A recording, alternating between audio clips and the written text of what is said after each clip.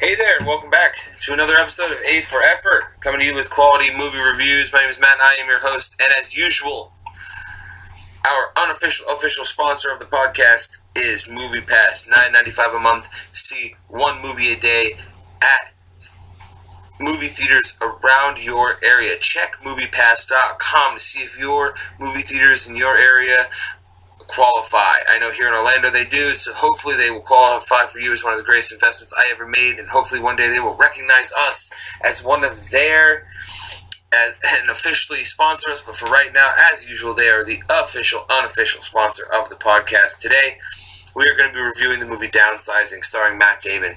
It's directed by Alexander Payne. It also stars Christoph Waltz, Hung Choi, and Kristen Wiig. We're just going to get right into it. I give this movie an A-. It's just not good, guys. It's marketed as a comedy, and it's just not that. I can't get into how much I was disappointed by the fact that it was marketed as a comedy, and then I didn't get that movie.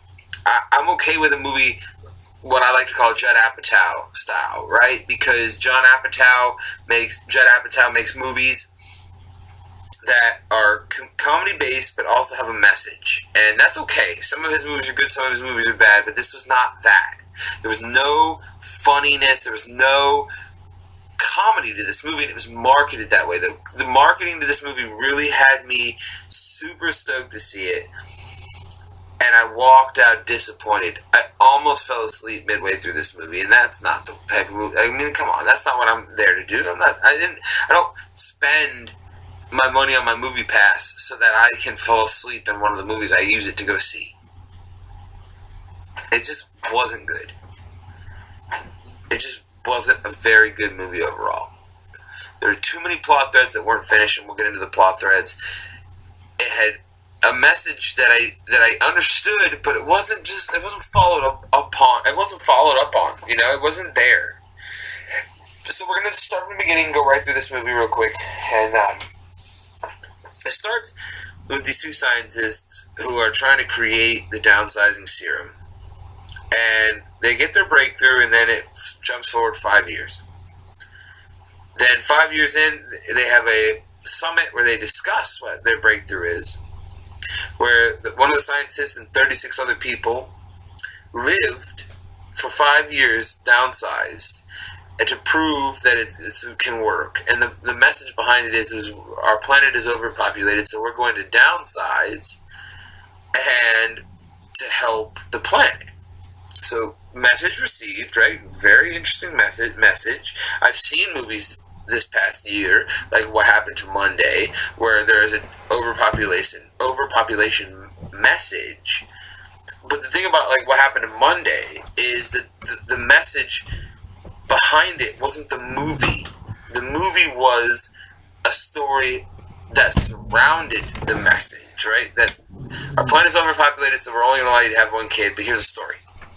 This was just plot threads, strings that didn't finish ever. And I wouldn't have been upset if this movie it wasn't a comedy, but I would have been okay if this movie finished in a good method, like a good way. It didn't finish anywhere for that matter. So we jump forward 5 years, and they've got their breakthrough. They're showing it to the world for the first time. That's where we meet Matt Damon's character for the first time, right? And then we meet him going to see his mom at her house, and she's dying, and she's upset that they got this breakthrough for downsizing, but they can't cure cancer. Okay. And then it jumps forward another, I think, 10 years, 7 years, and she's gone, and Matt Damon and his wife, Kristen Wiig, are living in this house. In her house. And what they pick up is that they're trying to buy their own house and start a family from the look of it, personally. I don't know if they're actually trying to start a family, but they're trying to buy a house, and they can't. And so they're at their high school reunion, and where they introduce Jason Sudeikis' character, who is a friend of theirs from high school that actually did get downsized. And that's another thing that upset me, because the movie's marketed with Jason Sudeikis in the trailers, and he's in the movie for a total of 2 minutes. Literally. And so he explains to him the concept of downsizing and how you can downsize and you can go from being middle class to rich. And he's never been better because he doesn't have to work anymore, and he's got this life that he loves, and that's just the way things were. And so they make the conscious decision to downsize themselves, and Matt goes through with it and Kristen doesn't, and it leads to a divorce. And they don't really touch on the divorce other than signing divorce papers and that she couldn't do it because she didn't want to be small and be away from her family and that, right? But so you see Matt on day one when he goes to this big luxurious house and how much he loves it. I mean, how much he hates it because he's by himself. And then it pans to a year later when he's now living in an apartment. So what happened? Like the plot thread ends right there. Like, you don't know, okay, one, what happened to Kristen Wiig? 2, did he lose money in the divorce, so that's why he had to go from this big luxurious house to an apartment? Is that what happened? Because I'm unsure. Then you see him on a date. He's trying to live a life, and then it pans 5 years later. And it's like, okay, here we go again, another time jump. So we've already jumped like 15 years in this movie, and we're not even like 30 minutes in. And then that's when he meets Nok, and then Nok has the weirdest storyline because she's a Korean refugee who was a political activist in Korea, and she got arrested, and then she got shrunk on purpose by the government, and then she snuck out of the country in a TV box, and the rest of the people she snuck out with died, and she lost a leg, and now she's being a maid in Leisureland. That's another plot thread, is like they talk about Leisureland. You see Laura Dern, Neil Patrick Harris for like a whole minute talking about Leisureland, and you never see him again. And then you meet Nok, and you hear her story through a thing on the TV, and then he meets her, and she's a maid. She's the maid to Christoph Waltz's character, Dusan, and Matt Damon's his downstairs neighbor who gets upset with Dusan because Dusan's always partying. And so then it opens up another plot thread about how the poor just stay poor. And there was a line at the beginning of the movie, and then they elaborate on it, because he says, the rich or the middle class can become rich, but the poor just get small. And so you see, and she takes him to her house, and they live outside the walls of Leisureland, even though they're small, and it's like the poor people section, like the ghetto, so to speak. And it's just another plot thread opened up that never gets completed.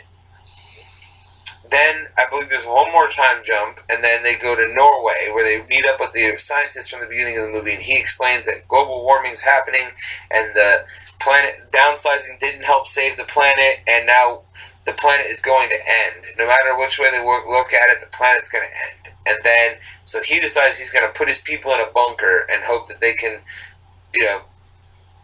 continue to live down there and repopulate down there, and then hopes that once the apocalypse is over, that they can come out and start anew at 5 inches tall, which, okay, basically a cult is what they are. A small cult, pun intended. And, Matt Damon's struggling with should he or shouldn't he do this because he wants to.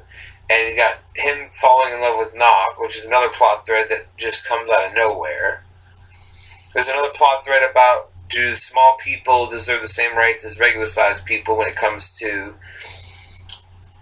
voting and taxation and all of that? And it's just so much So many plot threads. So many plot threads that just never finish. And the ending of the movie is like he decides not to. He goes back. He's living his life with Knock, and they're doing the day-to-day things that she loved to do that Matt Damon fell in love with doing, and the movie just ends. No resolution to any of this stuff. I wish there wasn't this forced love story. I wish that we wouldn't have did so many time jumps. I would have rather spent an entire movie of just, okay, here is Matt Damon. His wife leaves him when he gets small, so he's got to start a new life. But he's not used to being small. So let's do a story about what it means to be small and to start anew. Because I would have liked to see what Leisureland is all about. I would have liked to see more Jason Sudeikis. I would have liked to have seen, like, what it means to be rich or poor when you're small. Because they tell you, like, okay, when they liquidate all their assets, like, this is what they tell Matt and Kristen at the beginning of the movie, is like, okay, if you liquidate all your assets, your money turns from 150,000 regular-sized people money to $12 million small people money. Okay. Why? Explain that. Explain why that happens. I want to know more about that. I want to know more about why people choose to be small. I want to know more about why the poor is poor and why the middle class can become rich. I want to know all these things. There's a plot thread in the movie where a woman's husband's head explodes because there's a 1 in 265,000 chance that you may die from the procedure, and she goes from being middle class to poor because her husband died. But why? Why? It's their fault, right? They didn't take his fillings out because you're supposed to take all your fillings out because of the procedure, and nobody did. So his head exploded. So why is that her fault? It's not. It shouldn't be. But she's poor all of a sudden. Elaborate on that. Elaborate on these plot points that don't get resolved. Like the taxation and voting rights thing, 2 minutes of this, they talk about it twice and then it's gone. The overpopulation thing was touched on a bunch, but that's not enough for me. I was very disappointed in this movie. More so than I thought I'd be. And I wasn't going to review it. I wasn't going to go back in and talk about it because it's a 2017 release, and I wanted to do only 2018 movies because I want to progress this year and do some exciting movies to talk about. But it's just one of those movies. And of course, the first movie review I do has to be a bad one, right? That in itself is kind of disappointing because I wanted to really talk about good movies, and this was not a good one. But here we are, and I want to review as many movies as possible, and that's the point of this, right? Is to review as many movies as possible, and I'm just disappointed. Overly disappointed, because I wanted this movie to be good. Matt Damon's not bad in this movie. Matt Damon's pretty good. But it's just not good. It's just not good overall. There's just too many plot threads. It's just too political for me. I really would have preferred it to be more of the comedy like they actually marketed it as. It just wasn't enough. An A- could have been worse. It could have been way worse. And the only reason I'm only giving it 1- is because I really like Matt Damon, and I think there's an interesting concept in this movie that wasn't really touched upon the way it could have been. And for that, I'm very upset. And with that, we're going to bring our review to a close. If you want to see this movie, see it. I wouldn't waste my movie pass on this. But I mean, listen, if you have a movie pass, see it. You can see as many movies as you want. If you don't have a movie pass, I wouldn't waste my money. Wait till you can see it for free and watch it then. There's just a lot of wasted talent in this movie. Christoph Waltz is kind of wasted. Kristen Wiig is kind of wasted. Jason Sudeikis is definitely wasted. I mean, Neil Patrick Harris and Laura Dern are in this movie for all about 35 to 40 seconds and wasted. I wanted this movie to be good and it just wasn't. Come back to us for the next episode. Next up will be The Commuter. I'm excited to see that. I do like Liam Neeson, but a lot of his movies are the same, so I hope to have 2 more movie reviews up by sometime at the end of the week. But with that, we'll end it here. If you want to follow me personally on social media, I am MattyD7155 on Twitter. A for Effort Movie Reviews on SoundCloud. It's going to be soundcloud.com/A for Effort _reviews. Check us out on both of those. I hope to have more social media access coming soon. But for now, check us out on all of that. Please follow me on SoundCloud. Please share me on Facebook as much as possible. We're trying to get as many followers. I want to keep coming back to you guys with more movie reviews, more followers, more movie reviews I will bring out to the world. Thanks to you that are following right now and listening.